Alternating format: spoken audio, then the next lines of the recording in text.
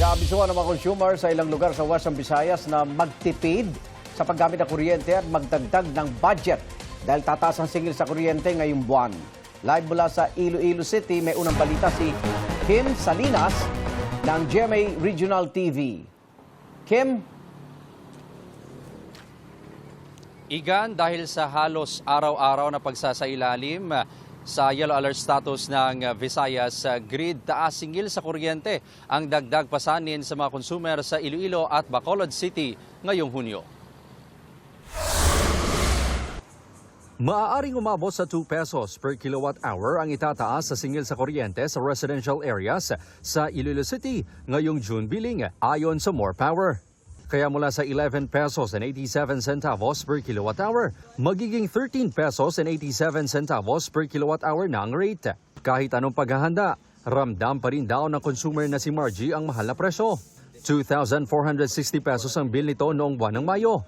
Kapag naipatupad na ang taas singil, aamot ito sa halos 2,900 pesos o may mahigit 400 pesos na pagtaas. Dapat na nubo-nubo kay subong daw kapigado pangadaan balasang kuan chimpo. Do nagsaraka nagintanan dugang sang sulod balay nga kinanglanong sir. Paalala na More Power sa mga consumer, magtipid sa paggamit ng kuryente para bumaba ang demand na siyang nagpapataas sa generation charge. Abot naman ng 1 peso per kilowatt hour ang tinitingnang pagtaas sa singil ng kuryente sa Ileco 1 ngayong Hunyo. Paliwanag ng kooperatiba, 2 pesos sana ito pero magiging staggered ang kanilang pagpapatupad. Nag-request makita sa staggered payment sa sa ERC, Energy Regulatory Commission. Spread sa malawig mga binulan para hindi kita makadako. Sa Bacolod City, dagdag na pagtitipid ang mga consumer dahil sa taas singil ng Negros Power ngayong Hunyo. Umabot sa 2 pesos and 46 centavos per kilowatt hour ang pagtaas, kaya ang dating 11 pesos and 38 centavos per kilowatt hour magiging 13 pesos and 84 centavos per kilowatt hour na. Mahigit 860 pesos ang dagdag sa bayarin na inaasahan ng pamilyang ito. Sa pagkakaroon ng bilyaran, may sari-sari store pa sila. Mas mayo gid akong gamay-gamay kay pangbalon pa sang kabataan mo. Bisan tuod nga sa public school lang eskwela kinahanglan man gyapon plite ang bata mo. Kag ang amo na bala ang 1,000 is savings gid na naman para sa pangbayad sa mga bills.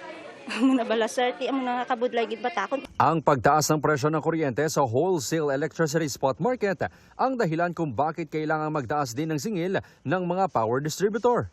We can say this is a national problem. It's because not only Negros Power is affected by this insufficient capacity, but for the entire Visayas area. The highest cost of power is no power. Halos isang buwan nang manipis ang supply ng kuryente na nagresulta sa halos araw-araw na yellow alert status sa Visayas grid. Ang share na pinapakal sa aton ng WESM o ang merkado sa kuryente, nagsakagid sang makadako, no? So from an average of around 450, sumaka siya sa mga 1090.